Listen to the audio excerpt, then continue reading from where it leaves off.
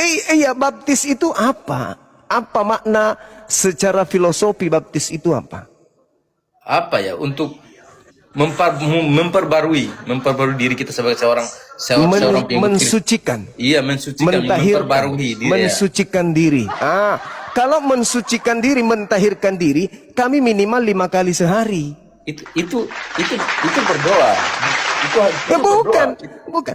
Kan kalau orang dibaptis dicelup di air untuk ditahirkan. Nah, kami seperti Yesus membasuh tangan, membasuh muka, membasuh kaki, itu mensucikan, mentahirkan diri. Tapi Nabi Isa memerintahkan bahwa baptislah mereka dalam nama Bapa dan Putra dan Roh Kudus.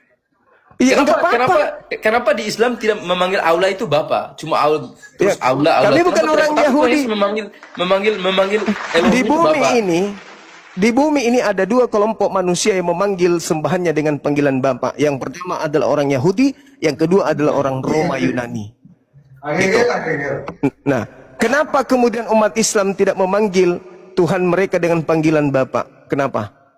Karena umat Islam tidak mau terpeleset kepada penyembahan yang salah seperti yang dialami oleh orang-orang Nasrani yang melahirkan agama Kristen hari ini. Kenapa? Karena melahirkan keadaan di mana Anda merasa sebagai anak Tuhan, sehingga Anda tidak lagi menyembah Tuhan. Anda bukan lagi penyembah Tuhan. Anda menganggap diri Anda sebagai anak Tuhan, sebagai pewaris surga. Betul? Benar? Iya, dengan tegas benar.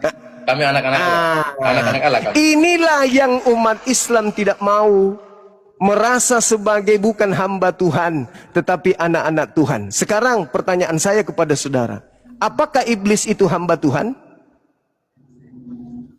Iblis hamba Tuhan? Iya. Iya, hamba Tuhan, Banyu. Kalau mereka iblis hamba Tuhan, berarti mereka taat kepada Tuhan, betul? Apakah iblis taat kepada Tuhan? Apa ya? Iblis itu kan sifatnya berontak, Banyu. Iya, itu sekarang pertanyaan saya. Dia ingin menyamakan Apakah iblis menghambakan diri kepada Tuhan? Dia sebenarnya menghambakan juga. Iblis kan dia ingin menyamakan dirinya sebagai Tuhan. Dia pemberontak. Iya. Anda dengan mengatakan diri Anda sebagai anak Tuhan, apakah Anda nggak sadar bahwa Anda ingin menyetarakan diri dengan Tuhan? Tidak begitu juga.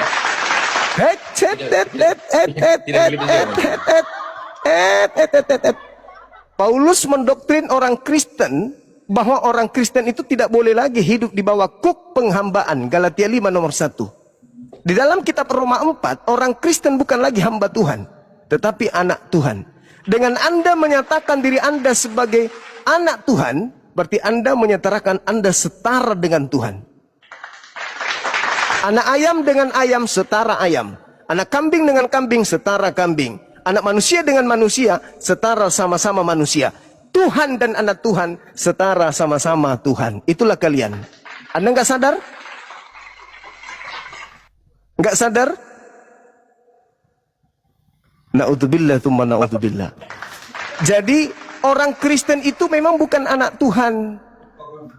Karena mereka merasa bukan hamba Tuhan, karena mereka merasa anak Tuhan. Sebagai anak Tuhan, orang Kristen mau makan apa saja bebas. Orang Kristen mau minum apa saja bebas. Orang Kristen mau ngapain saja bebas. Kenapa? Mereka bukan hamba Tuhan, tapi mereka adalah setara dengan Tuhan itu sendiri. Bang Juma udah lari-lari. Bang Juma udah lari-lari. Tadi kita bahas tentang itu. Anda kan pengalamatan. Anda bertanya tentang Bapak. Kenapa orang Islam tidak memanggil Tuhannya dengan panggilan Bapa? Karena umat Islam tidak ingin sombong di hadapan Tuhan dengan mengatakan kepada orang lain, kalian bukan anak Tuhan, kami anak Tuhan loh. Sama yang dilakukan oleh orang Kristen hari ini. Sombong, angkuh, tidak pernah tunduk kepada Tuhannya, mereka berpesta-pesta itu hanya karena mereka bikin sendiri, hanya untuk kesenangan mereka sendiri, hanya untuk kesenangan mereka sendiri. Ke gereja juga tak ada perintahnya, ibadah minggu tak ada perintahnya, makan babi tidak ada perintahnya, Natalan tak ada perintahnya, menyembah Yesus tak ada perintahnya. Semua yang dilakoni oleh Kristen bukanlah wujud penghambaan kepada Tuhan, melainkan adalah wujud bahwa mereka setara dengan Tuhan itu sendiri. Itu fakta, itu real.